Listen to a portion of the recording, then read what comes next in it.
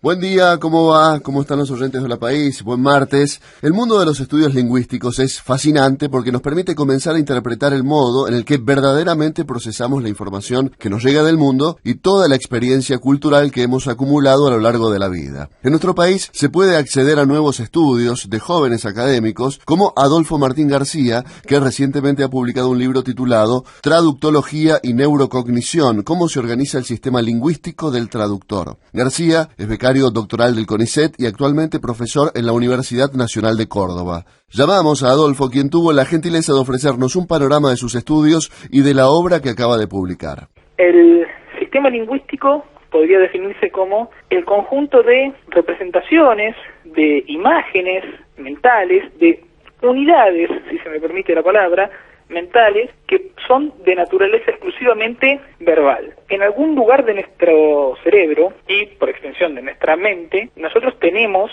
representaciones del lenguaje. Las palabras que conocemos, los fonemas, es decir, las representaciones mentales de los sonidos que producimos cuando hablamos, las representaciones de las letras que utilizamos cuando escribimos, y un montón de información que es exclusivamente lingüística. ¿Por qué exclusivamente lingüística?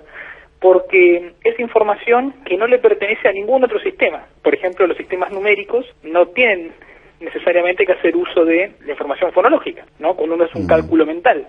Si bien esa operación puede estar filtrada por el lenguaje, no sería estrictamente lingüística. El trabajo de Adolfo García ofrece una conceptualización de la arquitectura cognitiva y cerebral de un individuo al atravesar 3 etapas del conocimiento lingüístico: la etapa monolingüe, la etapa bilingüe y la etapa traductora.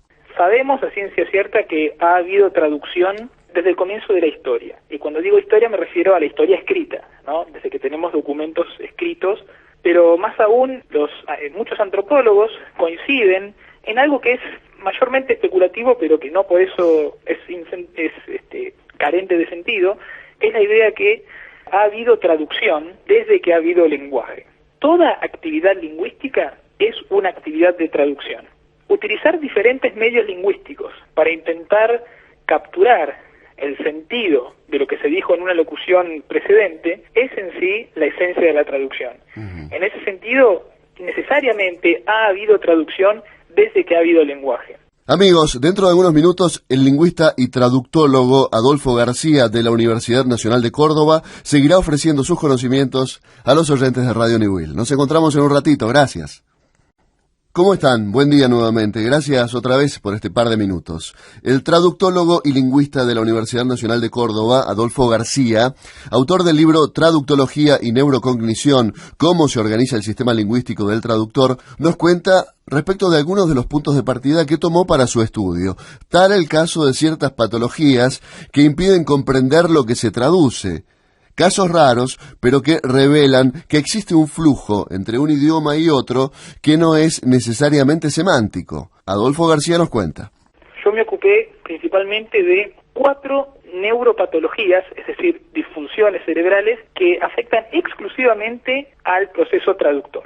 Esto fue cuando comencé mi investigación fue un hallazgo muy bienaventurado, digamos. Sí. ¿No? Saber que existía este tipo de evidencia.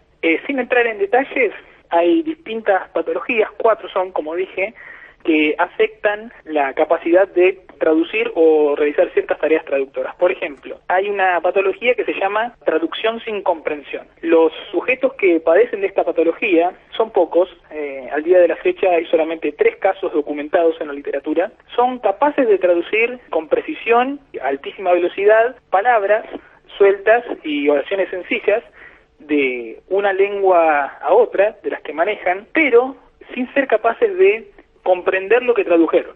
Mediante una exhaustiva revisión de la literatura y con la observación de ciertos casos, se intenta determinar cuáles son los componentes funcionales que integran el sistema lingüístico del traductor, con qué sistemas de memoria se vincula cada uno y cuál es la localización neuroanatómica aproximada. Escuchamos la parte final de la charla con Adolfo Martín García.